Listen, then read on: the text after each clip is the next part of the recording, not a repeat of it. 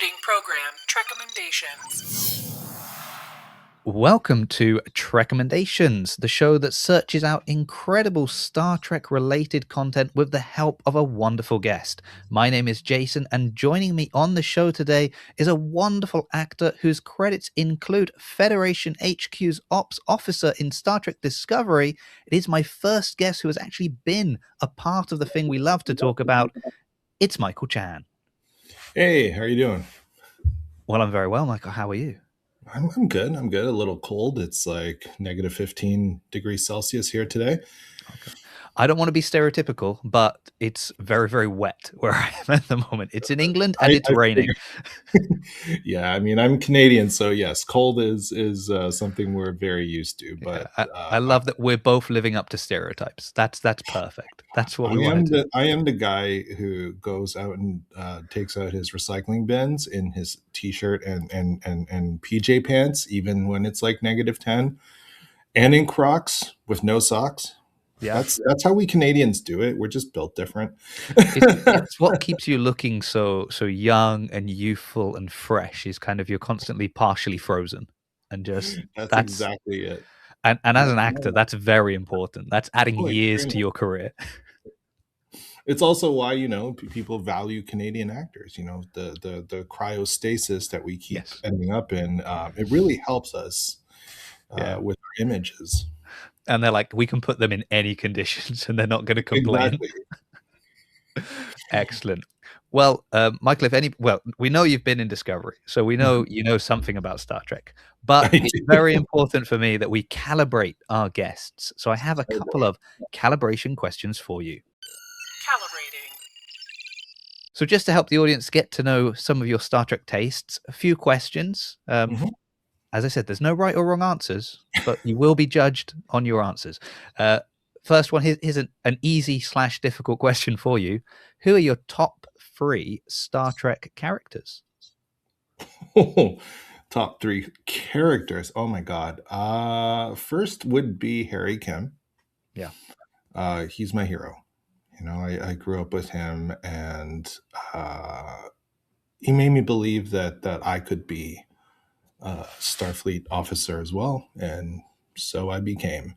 Geordi LaForge, he was my favorite character in The Next Generation, and he's just so smart.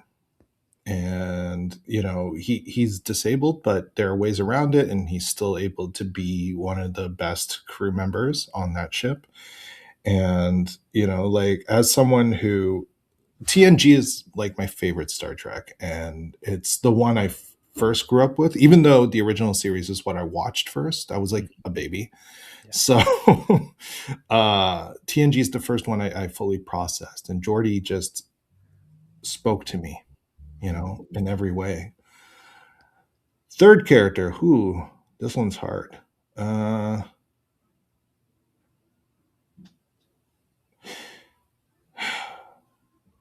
would say Hoshi. Yeah. So here's the thing. I know I have 2 Asian characters in this, and part of it is this. The original series started with a Japanese man on the bridge, and I know that from what my mom told me, I really was drawn to Sulu and Spock because originally I thought he was Asian as well. Little baby Michael, which I mean, Kirk did use as an excuse. Rice paddy accident. Yes, rice farming accident. I remember that, and I to this day I laugh at that. I'm like, oh my god, the whole anyway. Leonard Nimoy had, you know, like smaller eyes, and I had the bowl cut, and it was just a thing. But then we go to TNG, and, you know, the Asian representation boils down to O'Brien's wife. Yeah. Right. We have none in DS9. The same one, basically. Well, yeah, but you get what I mean. Like in main cast, right? Yeah.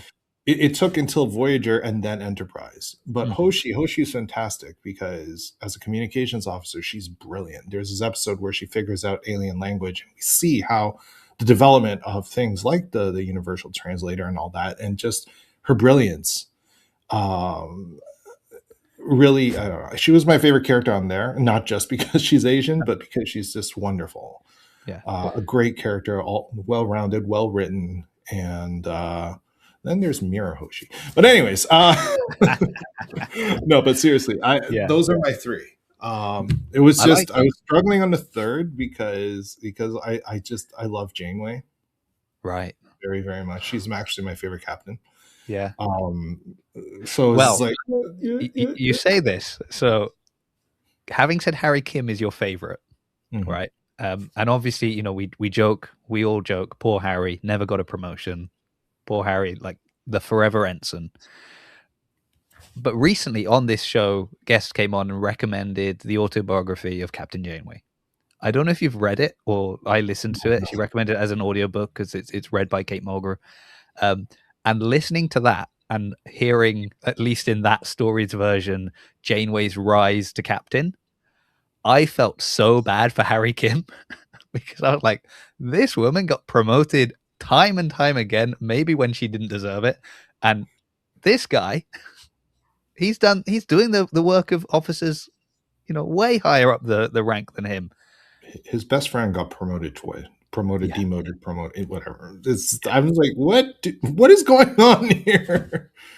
Yeah, but no, they are inspired picks. I love them all, and also I think Hoshi's a great one because that role of communications officer, you know, you always have someone on the call. There's someone always there taking the calls, but at that time, it's like it's such a pivotal role because they're meeting new races constantly, and there is no universal translate. There isn't a you know a cheat sheet to get through all of this. So yeah, she's a great character. And the Wonderful, cool thing is, my character, my ops officer, is actually the communications officer on the bridge.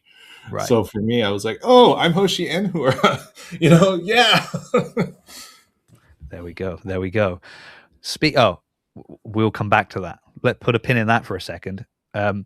You've got a great social media presence. If anybody's Thank following you. you on TikTok, so my question for you would be: which Star Trek character do you think would have the best social media? Quark. Yeah, that's such a good answer. That's such a good. What I love Because he would is be promoting Quarks as well as just being himself. And I get to see Odo just like walking by like, ugh. Like every time, just like there he goes again. I do worry he would incriminate himself, but Partially, maybe. yeah, that's what. Oh, yeah. He's got Odo is like just scrolling every day, following him. Just that's it's his Like his he morning watched ritual. every second of Quark's social media. Yeah, I can also see him like walking around with like a selfie stick with a with a pad on it. I'm sorry. that's Now good. you got this whole image in my head now. Oh man, now Wonderful. Well, hey, I need a cosplay. Anyways, I was gonna say you've got a great social media, so there's an idea for you. I look forward to seeing that pop up one day in the future. Um, excellent. Final question for you. This is linked to so you played an ops officer on Discovery, 2 episodes, I believe. Was that correct? That's correct. But I know you actor types. You know, you've got stories within stories, backstory layers. I would like to know what your officer's 5-year plan was. Where do you see him over the next 5 years from where we left him in Discovery season 4? Well, I would like to believe that he was promoted after the season 4 finale. What rank was he? He was lieutenant junior grade. I mean, you outrank Harry Kim. Yeah, You've been in 2 episodes. I joke about that with my friends. I'm like, I started already outranking Harry Kim. Okay, but promoted again. Yeah, excellent. No, So I see myself promoted because just in case for anyone who hasn't watched season 4, I'm not going to spoil it, but we have the big finale, and a lot happens in that final episode, and a bunch of important things get saved, and I'm part of that crew. I'm part, and as communications officer, as you saw, I did a lot of work with informing Admiral Vance of what was going on and communicating with ships all around. So once all of that was done, I assume my character would get promoted, but also um, my console exploded in my face. Hmm. So I might have just a little PTSD, or maybe I want to I want to slow down a little bit. So, with the reopening of Starfleet Academy, I I was could go just teach gonna for a say, while. maybe go into teaching. That's Just something. even if it's temporary, I think I just needed a little bit time off from saving the entire world, and just to process the direness of nearly dying. So Yeah. um yeah, I think he would be teaching for a little while, or mentoring, or something just slower before going back to being an active duty. Awesome. Well, hopefully the higher ups at Paramount feel the same way about your character, and we might see him I really want to go back. I really pop do. up in a show that's currently airing, and maybe future episodes, or the next season. You know, just let me know. Just send me a message if you're in. Just If all you that need to do, happens, just send me an absolutely. emoji with a wink, and I'll know what it means. We're like, oh, okay. He can't tell me anything, but we But know. meanwhile, you can probably just catch me on my social media doing Yeah. all sorts of crazy stuff as my character from time to time. Okay. Well, it's I'm going to shift into red alert. I hope you can hear that siren. I'm adding my Red clock. alarm, red alarm, red alarm. Yeah. I'm adding my clock to the screen because, Michael, you're not just here for a chat, but you're here to recommend something to us. So you have 60 seconds on the clock. Could you please let us know what is your recommendation and why you've brought it to the show? My recommendation is Star Trek Radio Theater, which is a podcast that you can find on YouTube and many other platforms. It is where a bunch of podcasters get together, mainly podcasters from the Live Long and Podcast group and podcast, but occasionally with other guests like myself. And they take old scripts from Star Trek and perform them like an old time radio theater show. It's a lot of fun. There's a lot of edits and a lot of improv, and half of the cast is usually drunk. So just chaos ensues. Dave Mater, our producer, just gets really upset when things go wrong, but it's so much fun. You really need to check it out.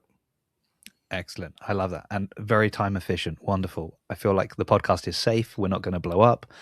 The clock can go away and we can find out more about this. I mean, yeah, the name does a lot of the heavy lifting with the description. Yes.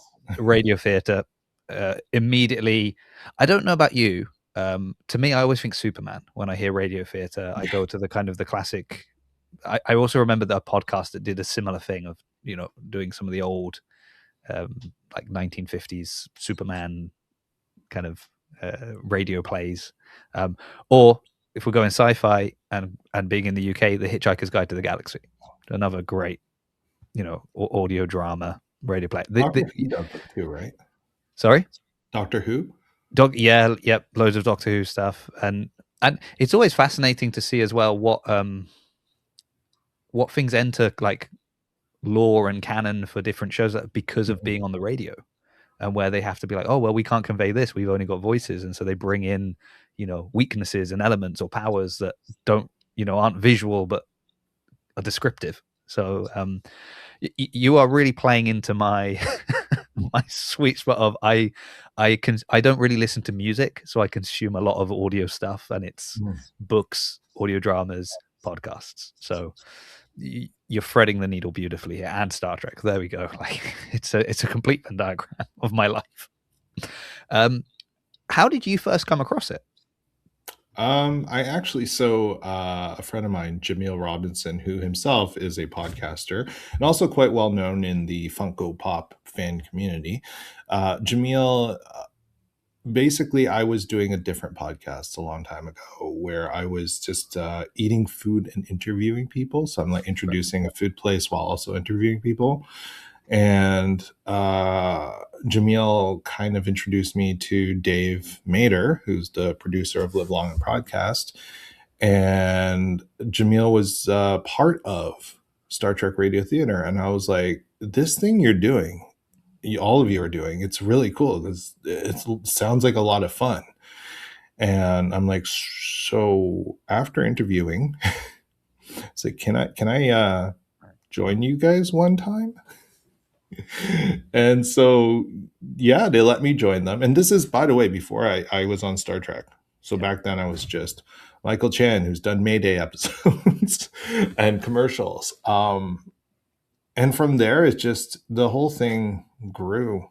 Like it has evolved a lot. Like they don't just do Star Trek movies and shows. Like I was part of the group that did the Lower Decks comics. Right. So they took the comics and then took the dialogue, then wrote out like descriptions for everything that's happening, and then everyone performed. It was great. Oh, I will check those out because I've heard really good things about the Lower Decks comics as well. Oh, they're fantastic. And I just haven't got to them. I mean, people know. So I had a guest who referred to he's got a wall full of models of ships, and he referred to that as like his wall of debt. I have the pile of shame that is just books that people, especially since starting this show, books that people have just like Trekommended, read that, and then I'm like, oh yeah, okay, and there's just more books and and more books. So it's taking me some time to get through all of this. Comics would be easier, definitely would be a lot easier, very much. But I gotta make a dent on some of these books before I can bring on something else. I have my own pile of shame in my studio downstairs in my house. So many things I need to read and play and listen to, and that includes things that my friends are in. And I feel bad because I can't get to all of them timely enough sometimes. And I'm very much into watching everything my friends are in. Nice. So I'm like, and that's my priority, by the way. It's like it's between stuff my friends are in and stuff I study for auditions and stuff. Yeah. So I have like a million things. So I understand like the pile of shame. Yeah, and it's also balance, right? Because I mean, you've mentioned you've got kids, you're married. For me, it's a similar thing of like, I can watch a show with my wife. If I'm reading a book, it's quite like, don't talk to me, I'm reading. Whereas we can sit and watch a show together. So if it's the evening and I've been at work all day, then I've come home, I've recorded a podcast or I've done some editing, and then I say, and now I'm going to read a book. I'm really pushing it at this point. So that's my excuse, and I'm sticking with it. And also, none of my friends are in this book. I mean, my Star Trek friends are in this book. Picard's in this book, and Worf and different ones. But none of it's not like for you that you've got actual people that are going to ask you. So, what did you think? I get that sometimes. I'm like, I'll get the messenger message. I'm like, 6 hours later, I've watched it. It was great. I mean, it's a good problem to have. It means your friends are doing very well. But they are. It's I understand. And you get to return the favor because you get to ask them, did you see me? Did you see me? Did you see the way the panel exploded? That was not supposed to happen, by the way. It was supposed to spark. I don't know what happened. They only did one take, not just of my panel, but the whole explosion because they blew up the ceiling by accident. Thank God there's no one back there. But the ceiling, like when it crumbles, that wasn't CGI.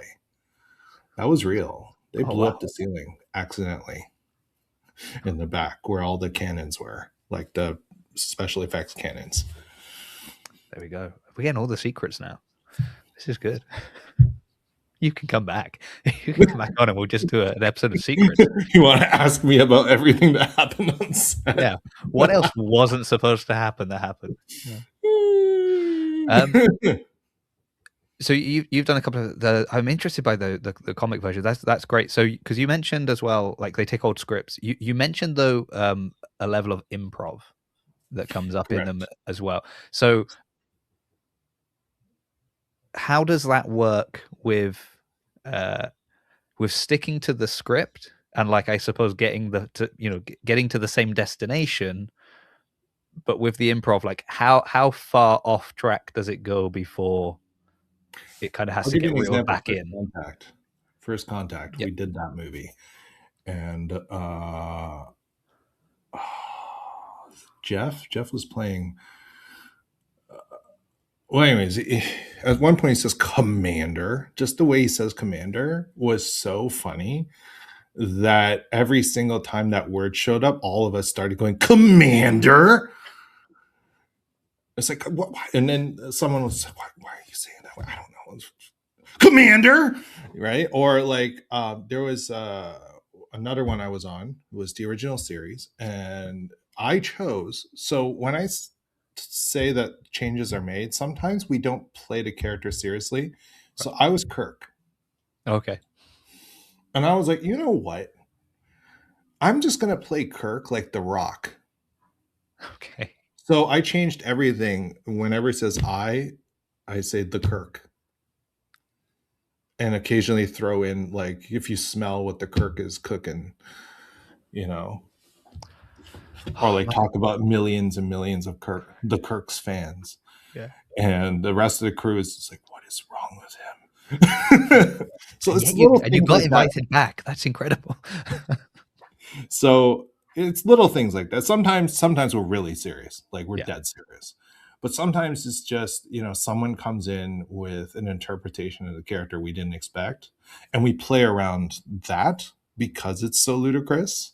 Yeah. Or like one of our I was in another one where I forgot who it was, just trying to do the Scottish accent for Scotty, but they can't do a Scottish accent. So we just like every word that like he broke because he realized some of the words that were coming out of his mouth sounded terrible. So it was like he'll say it like he was saying power, but it's like poor. And then he starts giggling, and all of us are like, poor, poor. And then the rest of the episode is just tons of poor and other words as well. So that's what I mean. Like, Right. there's this level of spontaneous improv. We're Yeah. not trying to be funny, unless obviously the character, like the Rock Kirk, Yeah. or many other characters that show up sometimes, but it's mostly just in the moment things, so that in the continuity of the actual performance we're giving, it actually makes sense. Yeah. So it Yeah. doesn't take Because away. if I'm listening to it and I've heard the first person, mess up their line or say something in a weird way, and I've noticed that people are, you know, have picked out that and have decided to run kind of with that little gag. Mhm. When listening, you hear, the conception of the joke and why people have Bingo. done it, and it all makes sense, right? Whereas Yep. if you've come in the middle, I say, why is everyone speaking that way? It doesn't make sense. But yes, okay, I see what you mean now. But it also It's quite gives people loose. something. It is because, but also like we realize that people, especially Star Trek fans, they know these episodes inside and out. Yeah, We don't just want to give them a bunch of people who are not the original actors doing this in a radio format. We want to give them something different, also not to hit copyright problems. But like every time I've been there, it's just all about giving people something fresh while also trying to uphold the spirit of Trek. yeah. But it's nice. I mean, and I think you're right because it's sort of like I mean, it's the thing we always say when people complain about not liking a show. You're like, oh, this isn't like the original. You go, well, you can go back and watch that, right? It's there. You can just go and watch it.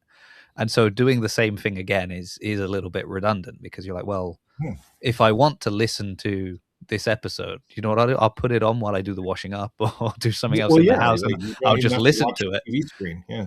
Yeah. But having it, I mean, the two things I love, I think, are I do like that kind of just a play on, picking, doing something that we know, and then just being like, oh, but we'll just have a bit of fun with it, and then kind of creating that sort of hybrid content of the comic book and turning other media into a script, I think Yeah. is really nice. Just because, as I said, I can't read the Lower Decks comics while I'm driving, but I could Mhm. listen to you guys do it. So you were in the Lower Decks one, right? You I said. was. Um, who did you play in that? I don't remember.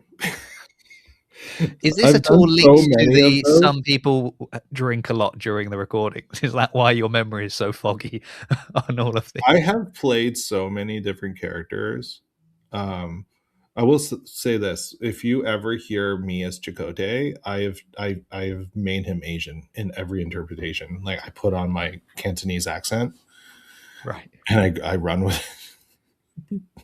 But no, like I've played so many different characters on their show, and I've been on so many times that I've forgotten who I am in what episode. Oh, I was going to say in real life. I've been so many Oh, people. I don't know I, who I am right yeah. now. Who I'm is Michael quite Chan? We don't know. confused about what am I doing here? What is this thing in front of Yeah. me? Why is there a dude on my screen? Yes. Um, I'm just again. I'm thinking just because I mentioned some people don't like some stuff in Star Trek and they get upset. Um, has there been any kind of and actually, and is this going to sound bad? I don't know. As soon as you said like, "Oh, I've played Chakotay and I've made him Asian," I can imagine people getting angry. Like I can feel, a certain group being like, "Oh, you can't possibly do." But to be honest, if you feel that way, you should feel the same way about the Kirk can't be the Rock, right? Like if Well, your I issue mean, is changing anything within, it should be the same. Has there been any kind of, because everything you're saying to me, I think sounds fantastic. I'm just curious if there's been any kind of, I don't know, people not taking it in the spirit it's intended, and sort of, or how so dare far, you no. mess with this precious thing that you know can never be tarnished. I think anyone who would be listening already understands the premise, Right. right? It's like if you go to any of the Star Trek improv shows, Hmm. that are obviously not official, but like I've been to Anime North where they've done, a group of cosplayers did Star Trek improv, right? And they have their own interpretation of different characters, and sometimes the actor isn't the same ethnicity and Yeah. as a character, and they bring their own flavor to it. Like, and nobody gets upset about that, at Yeah. least not there. Or And like, going back to your previous point, I would rather hear an American Scotty than an American doing a bad Scottish accent. If I which have to listen, again, a Canadian trying to do Scotty ended up with a ton of improv, but yes. But that's the thing, right? Like, I think it's the premise. yeah. You have to come into an understanding we're not, unless we say we're outright trying to be serious here. I mean, at which point we'd probably then, I can't even be Chakotay. No. If you really think about it, like if we want to go there, like then I can only be Harry Kim. Yeah. Which you're not mad about. He's your No, favorite. he is, but you get my point. Like Yeah. what is any of our podcasters doing there? No. So we have set a basis where we are allowed to do that, and I think the people who have listened so far Mhm. understand that, and understand that, like, Deanna Troy could end up being a Southern belle for some reason. That does sound good though. That does It sound was like it was a really good one. Or the computer ends up being a snarky teenager. right. These things, and no one's gotten mad so far. Although now that I've recommended it, and we Yeah. hopefully will get a surge of listeners. I mean, I welcome anyone getting mad, and I'll have an open discussion about Yeah. it as long as it's in good faith. And if like, it's not, again, we're not here to offend. I mean, we're here to have fun, Yeah. and I hope any new listeners will see that, Well, even when I'm not there. When I use yeah. we, because I haven't been on the show in 8 months. Right. This is you're also sort of subtly telling these guys, hey, look at me out there promoting this show that you've conveniently forgotten to invite me back on recently. Oh no, So I just couldn't. you're too busy. You're too busy not watching the stuff your friends are in. You've got no time. No. Yeah, I see the dragon. I see Shenron's behind you. Just make the wish, and then you'll be fine. Yes. You just Yeah. wish for infinite time, and you'll be all right. Yeah, okay. No, I think a lot comes from well, with Star Trek in general. Like a lot comes from the spirit with which we, you know, even when we criticize or we critique something, if we're coming at it from a, you know, I love this franchise and I love this property and I've watched this episode and here's, you know, 50% of the things I really liked and here's 50% of the things that I wasn't too on board with, but you're doing that in just a kind of, you know, general way. It's fine. It's when people start just, you know, going mental for no reason, Yeah. and I think the same with this. It's like if we were trying to perfectly recreate to the point that we're probably going to get in trouble with Paramount a version of Star Trek, yes, we would make sure, you know, we get the accents on point, we get the casting, you know, we will Yeah. weeks of casting and callbacks and this and that. If we just want to have fun playing in the sandbox of characters and the universe that's been made for us, and if you want to come along for the ride, hey, here it is. I'm very much in that latter part. I quite like that. Yeah. I just, the best way I can put it is like, if you guys are okay with Marvel and their What If comics or DC comics and their Elseworlds, this is what this is. Yeah. And pretty much what any of these improv shows, which, you know, if there are any live improv, Star Trek improv shows in your area, I go watch it because they're all, I've been to a few in different cities and they've all been hilarious. So have you done any live ones yourself? no, I'm not a, I don't have the training for that, Right. but No. I love that you're like, I'm an actor who needs someone to shout cut. That's I know how to improv, but that's not my bread and butter. So far, no, I haven't done a show of that kind. But if I got thrown into one like out of nowhere, I can do it. yeah. I suppose at least because of the setting, it's not as I mean, maybe I'm wrong. Correct me if I'm wrong, please. But I suppose you can have improv that is like the whole, you know, the whole universe is open to you. That we could be talking about anything, doing anything. At least with this, there's certain walls that are up that you're like, well, we're going to be within the Star Trek world. It's going to be something to do with Star Trek, and being a fan of the show, you know, having done it for real, like at least you've got a lot you can pull from, and you're like, okay, I know a lot of stuff about Star Trek, so at least kind of, oh, it's this setting or this area or this has happened, and you're like, okay, I'm pretty good at all of this. But what I love, and I'm really happy to have it on the show because I remember, like, we're now, this will be episode 24, I think, and when I started, you know, we're talking about like guests that you could have on in the future and things like this, and obviously I think a lot of people that would start a Star Trek podcast, you're like, you know, I want Jonathan Frakes and I want Patrick Stewart and I want this and that. Whereas for me, it's like with this show where I'm asking people to recommend stuff within the greater Star Trek franchise, I need fans. And just because you were on a show for a long time doesn't mean you've got a great book recommendation or a podcast or, you know, some niche thing. It's like, oh, watch the show I was in. So I'm really happy to get actors on that have, you know, been on the show.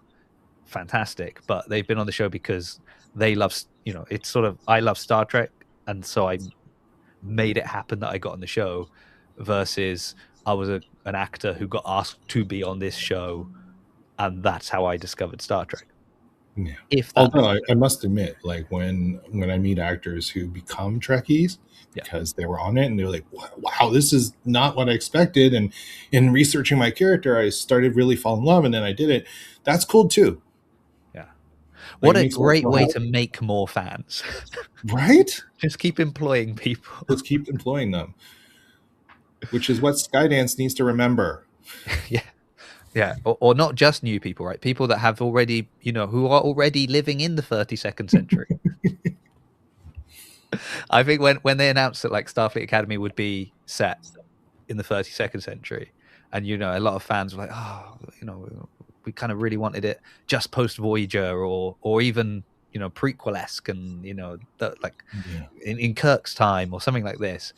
And then you're sat there going, 32nd century, okay. Do you my want me to tell you why my character's alive. I'm there. and I have a chance? Yeah. No, the only thing I'm gonna say about Academy is this. I think it makes sense for it to be set in the 32nd or future timeline or whatever you want to call that, because Star Trek has always given us as humanity, as a community, as a society, what we need.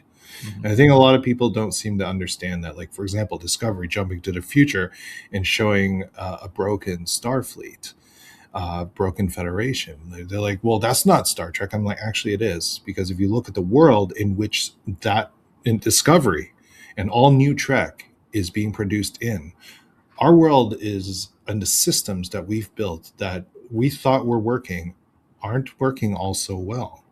So what Discovery was doing, and its incredible allegory for our world, is showing us, okay, so you have these systems that you built, that you and all systems need work to be maintained, to continue working, but what happens when it breaks?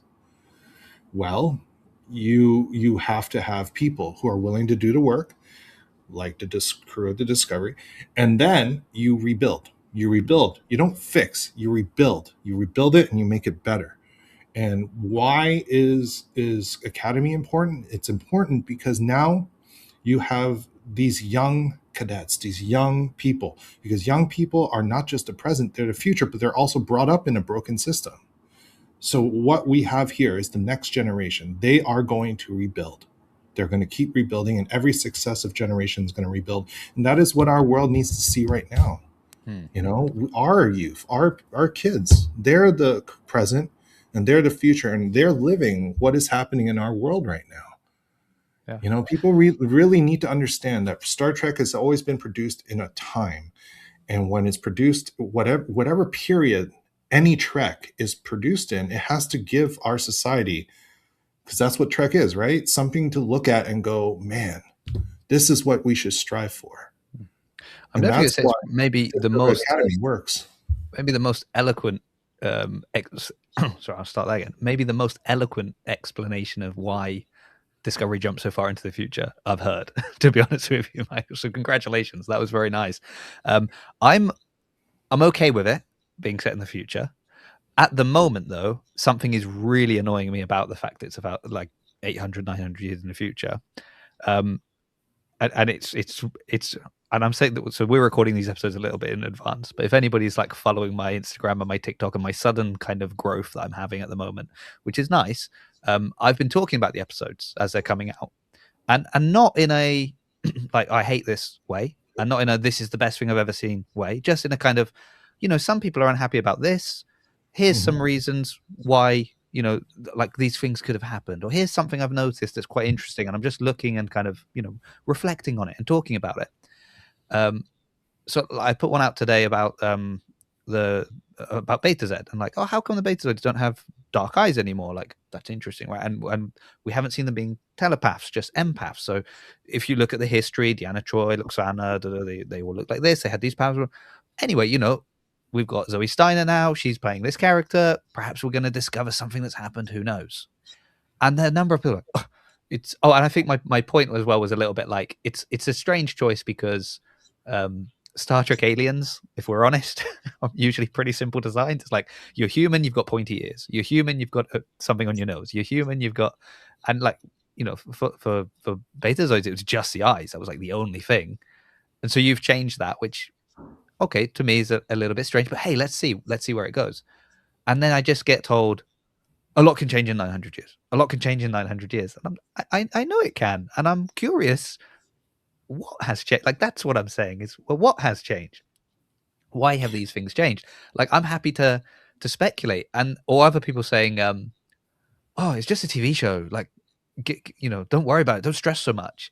And I was like, well, what I get is, we get a 50-minute TV show, and then I get a whole week to talk about it and to think about it and to ask questions and to wonder why and how and what's going to happen. Like, I don't need all the answers immediately, but I'd like to be able to like make guesses and reason with people and say, well, Mike, what do you think is, how do you think they ended up in this situation 900 years later? Like, that's part of the joy of week to week television, right? Is that you can talk about it. And people are Well, like, shut up, don't talk about it. I actually think it's nice to be able to. I mean, I grew up in an era where we were getting week to week television, right? Like, I may be a millennial, but I was born. I'm a very very old millennial, and so we had TV and not no streaming back then. Um, that's part of the fun Yeah. of weekly television is to be able to process, to talk, to debate, and I say debate and not fight because wow, nowadays everybody's just ready to go. Um, you can have disagreements, you can have agreement, whatever. It was so nice back then. And it's also, by the way, why I wish we would just go back to the freaking 24 episode structures because, you have such a long period of stuff happening and you keep discussing it and then, you're half a year in and then you get your answers, hopefully. Um, but Well, here's the thing, right? oh, We're on a weekly television show for shows now that have like 8 to 13 episodes. That is brutal. And there's only so much they can explain. Um obviously with the dark eyes, I yes, a lot can change in 1,000 years. That is true. My Do I have theories? Sure. I mean, but I do think potentially, if you have interspecies, you know, relationships and maybe her blood is not 100%, it's like 90%, 99%, betazoid, but whatever that 1% is can give her different eyes. But I do, like you, hope one day we'll get a proper explanation, not just yeah. for that, for anything that seems out of place. We just have to understand that nowadays the landscape of media has changed, and not for the better. I'm sad to say, and writing is rough.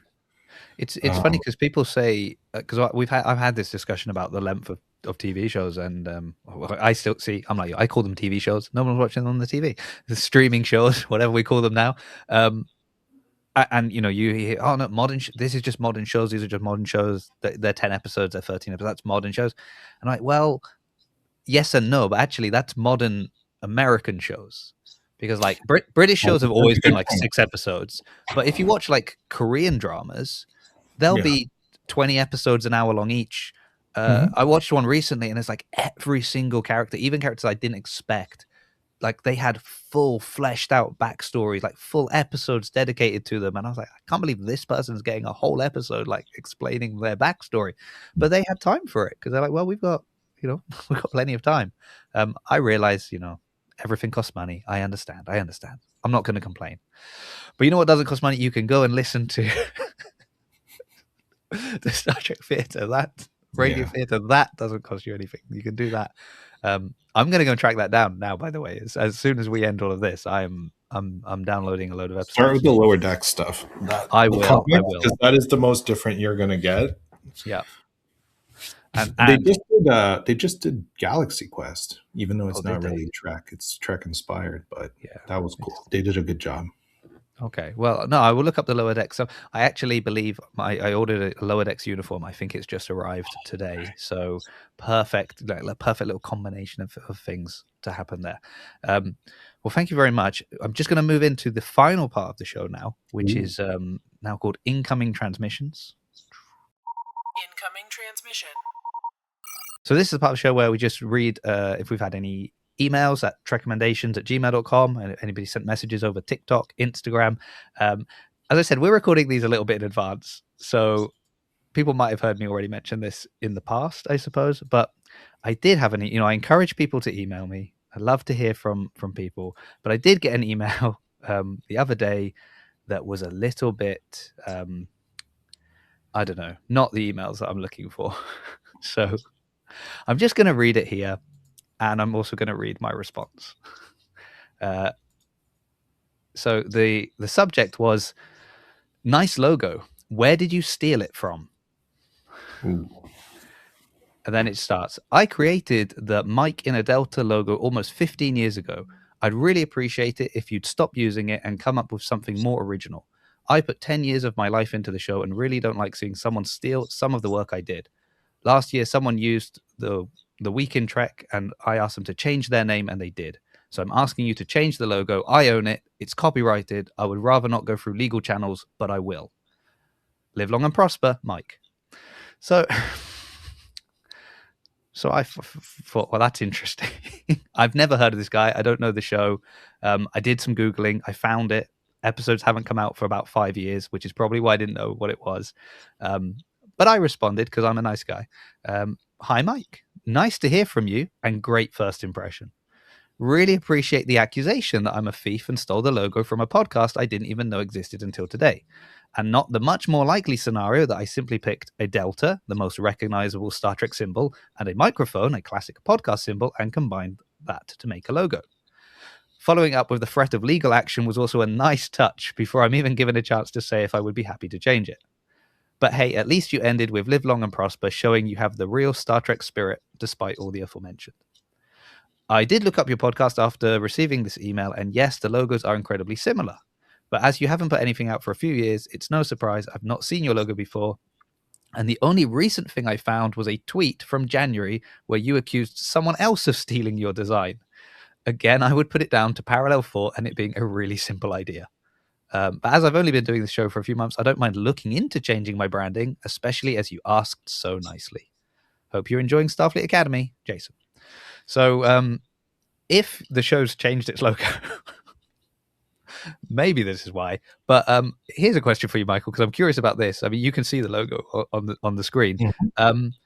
I'm pretty sure Paramount. I'm pretty sure like Paramount or Skydance or someone else owns that, like the copyright to the Delta, right? Surely. Technically, yeah.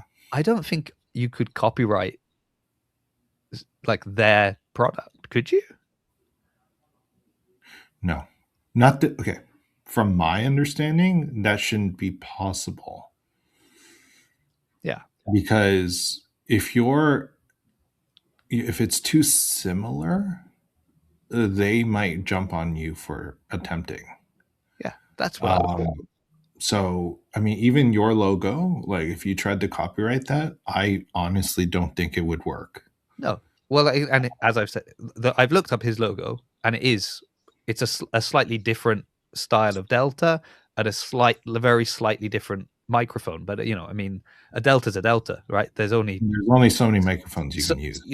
Slightly wider, slightly narrower. That's about the difference, and the coloring's different and that. But I'm not too worried. I would be more.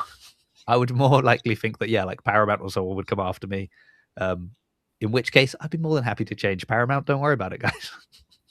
I'm not precious, but I just found it funny. I just thought, what a nice introduction. Paramount so far has been nice to fans who are not selling stuff. Exactly.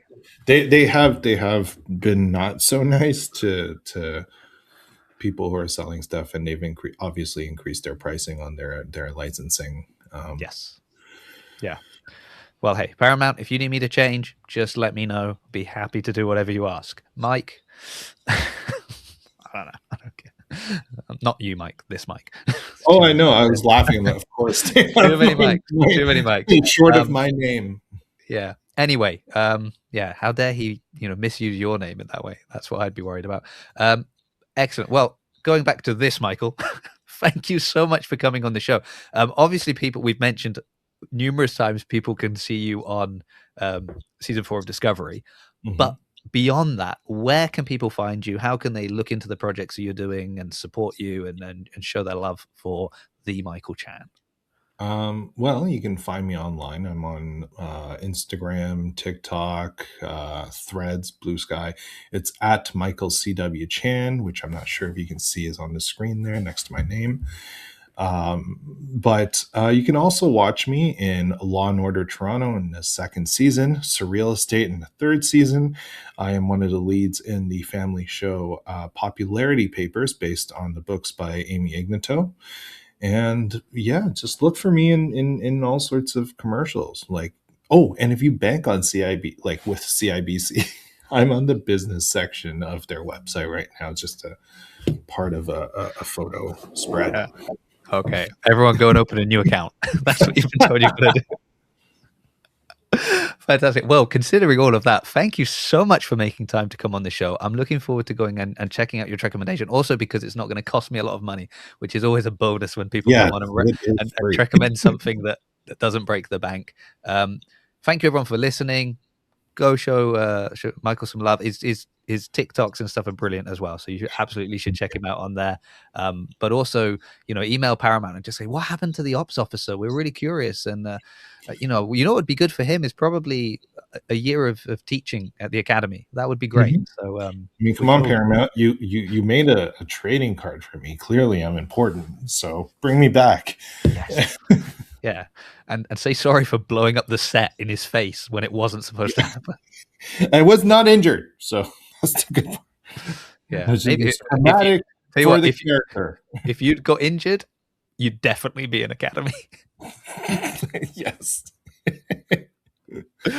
Excellent. Well, on that note, thank you so much. Thank you, everyone. I will be back next week with another guest and another Trekommendation. Ending program.